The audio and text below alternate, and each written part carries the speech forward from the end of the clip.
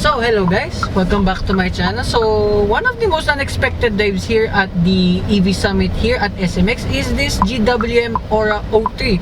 So I was not expecting to dive this at all because of course this was just literally previewed yesterday at the time of filming. So wow, of course this is one of the best and cutest looking electric cars I've seen so far. Literally this is the intro. I will do a full exterior and interior detail after this full test dive review. Something different, huh? So what do you get here? So powering this one is a 63.1 kilowatt hour battery that produces 141 horsepower and 210 newton meters of torque. So as well, like all electric cars, this is mated to a 1-speed direct drive, and 0 to 100 kilometers per hour is 8.4 seconds. Interesting. So here are your cameras over here. I mean, they're pretty crystal clear, gotta say. And then okay, engine G recovery level, that's strong. So that's why I didn't have to use much of the brakes. So let's put you to light. And then I don't see any sport mode here at the moment. It's not, there's no indication here whatsoever. So I think this is just normal. But yet again, a little bit annoying that you have to control everything here in the infotainment system. So here, normal mode. Whoa! Whoa! Whee! Right, so as well, the digital instrument cluster is all white, but I found out if you turn on the lights, it goes to night mode. Pretty interesting. Wow, this is crazy. So I believe the 8.4 seconds and 210 newton meters of torque. I mean, wow. Okay, this is the fastest electric car I've driven here. This is no joke. For some reason, way quicker than the Kia EV6 GT line that I just driven. So check that out too on my channel. So yeah, this is actually very weird for me because this is a GWM. Of course, in other markets, well, contrary of Mr. Matt Watson himself of Carwow, this in other markets is called the Ora Cat. This is actually my sister's favorite electric car. I mean, given no surprise because it looks so cute. And remember, this is only a hatchback. This is not a crossover. So maybe there's a reason why this drives a little bit better than that of the EV6, as I mentioned. Because this is literally just a hatchback. It's not a SUV. No, nothing. This is a pure hatchback. And then driving dynamics, of course, you have the steering modes here too. So it does not vary in the driving modes you do. So okay, body. Okay, yeah, this is the annoying thing, gotta be honest. Everything has to be controlled here in the infotainment system. So I know I literally just saw you can change the steering feel here and there, but I cannot find here. So this one is light. So here, comfort, a bit heavier, and sport mode. Okay, that's much better. So you all know me, I'm a power steering kind of guy. I always prefer steerings with a lot of feedback and feel. Right. So remember, this is only front wheel drive. This thing flies. I'm impressed with the performance of this.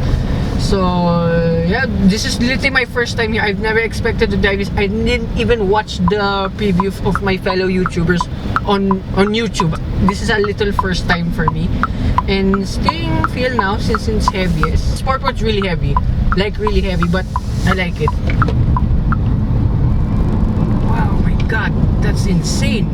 So I don't know, call me crazy again. Yeah, this is faster than the EV6 GT, but I do not know why. Maybe this is lighter on its feet because yet again this is just a hatchback, not an electric crossover. So let's put you in comfort. So okay, being honest, since I just literally had the lend out of the Canon Lux 4x4, the steering feel from light, comfort, and sport feels much more or less the same. I mean, it's no truck level, but the amount of heft is actually still pretty good. Despite all of the controls being here in the infotainment system, I mean, there's still some over here like for your AC and all the important bits. It's actually better than BMW because you only have your heating functions there and your hazard button. This one has at least controls for your AC, which is very handy, and yeah, on off, pretty simple. The steering wheel too, it's not flat bottom, it's just a normal circle. It's pretty good too, although yeah, so these are all button sensitive, they're not touch sensitive controls, unlike with Volkswagens, I have to say. And I really like the exclamation here on the steering wheel itself. Ergonomics wise, the space here is pretty good, even from the front up to the rear. So stay tuned for the interior walk around coming in a bit. So as well, just auto hold, okay, it's not that jerky whatsoever. And This is the first one I've encountered too that will in this entire EV summit that will skid its tires at will. And if we're talking about charging times too, there are 2 ports on either side. So for a fast charger from 0 to 80% on a DC fast charger, remember it will take around 40 minutes. And the usual for your AC slow charger, it will take around 10 hours, which is pretty much conventional like with every other electric car out there. And what else? Oh yeah, too, with the screens, as I'll mention too later, it's actually pretty good. I mean, it's not so big, not so small. It's just literally the right amount. And visibility wise, okay, I like the low sprung hood over here. I mean, yet again, it's like a hatchback. You sit kind of lower than usual. Actually, the visibility is still excellent, no doubt. I mean, the A-pillar, kind of big, but yet again, it's just the right amount. And then, anong range nito, miss? Range 374. This is 374 kilometers. I don't think that's not so bad whatsoever. So given the nature of this vehicle, yeah, I think that's pretty good enough. And for the prices, I'll mention that later if they will give it. Later, I don't know anything about this car yet again. Although one thing I can comment now while just driving this, the air conditioning of this is actually so cold. It's already frosting like crazy. So okay, where's the AC? Alright, let's push you to higher than usual now. And then what I like to, that's the forward collision warning doing its thing. And just driving it here around Mo, it's a little bit traffic now since it's already nighttime. What else to say? It drives like with every other modern hatchback, I gotta say. Okay, if you're not heavy-footed like what I was doing earlier, okay, it's pretty tame. I mean, there, okay, the throttle is actually pretty long and there's brake regen here and there, but I will not demo it for obvious reasons because again, I can't find it here in the infotainment system. But overall, as a car, it's generally a car, this is actually pretty good. Would I consider one? Okay, having come from the Canon Lux blend-out, of course I want a pickup again, or maybe the upcoming crossover blend-outs that I'll be having from GWM. I think this is for me the GWM to have. So hopefully when this arrives and the prices will be released here in the Philippines, yeah, let's see on how this will fare now. But for now, I really like this Ora Cat. I think now, call me crazy, this is among my favorite driving electric EV here at the EV Summit. I don't know why. Yes, the Kia EV6 just looks better, sexier. But this one is actually much cuter and you have a very loud horn, surprisingly.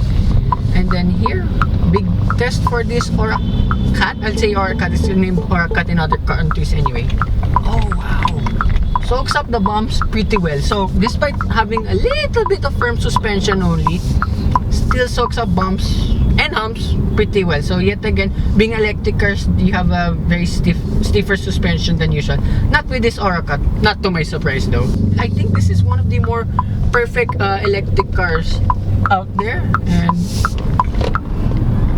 wow, my god.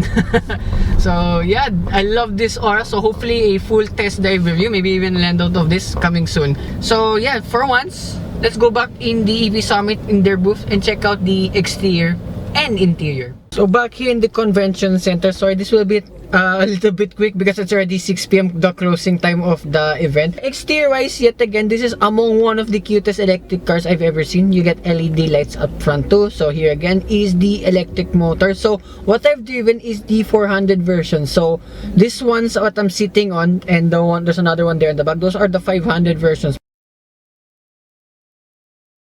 The specifications given to me and to everyone here were the 400 unit, which is actually still pretty quick as you also in the test drive. So here now in this interior of this 500, I mean it looks much more or less the same, but this one has a little bit more premium touches here and there. So yet again, I really like this instrument cluster. It's not too big, and again the night mode is actually pretty solid. So here in the door card too, you have a lot of squeegee material, and actually like nice material here too on the doors, kind of like something from my house. Seats here too, very excellent quality, very comfortable to sit in here too.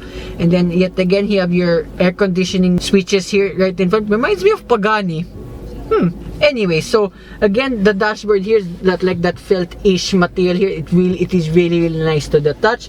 Glove box, Okay, pretty decent. And then below here in the center stack, you have 2 USB ports, a 12-volt socket, a cubby space for your phone, and 2 cup holders. And then further here, where this is, your swivel gear shift again, auto hold function, and then electronic parking brake.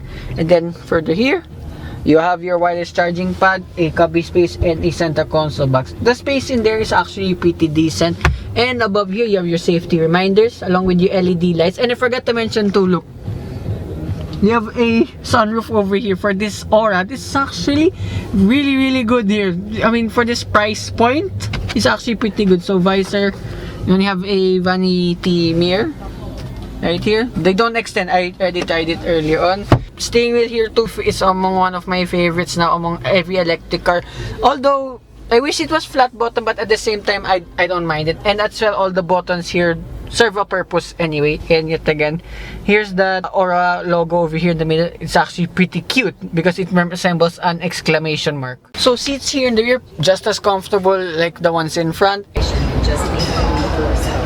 As well, with the rear of this, it is really cute. You have bottom rear brake lights and tail lights too, and then there's a little dance. I'll show you guys again soon when I get my hands on this. This does a little dance once you unlock the vehicle. And the boot space of this, just despite being a hatchback, okay, pretty decent for what this is. And of course, it will extend if you fold all of the seats down. So yeah, that concludes my sudden full review-ish of this GWM Ora 400 and 500 models. Remember, there are 2 variants available, and the price for all of this actually unknown. They did not give us a price yet whatsoever, and so far I think this will cost around 1.8 million pesos. And remember, this is a Chinese vehicle, but the quality here feels more premium than usual. So yeah, that concludes my review of this. So I'd like to thank everyone here again at GWM Philippines, and to everyone at GWM Alabang for making this sudden review possible. As well, shout out to Sir Fizz. So as well, I did a full review too of the Canon Lux 4x4 and 4x2. Check it out on my channel, and more GWMs too. So hope you guys like and subscribe, and hopefully in the future we can drive this Ora 400 and 500 models once again. Bye bye.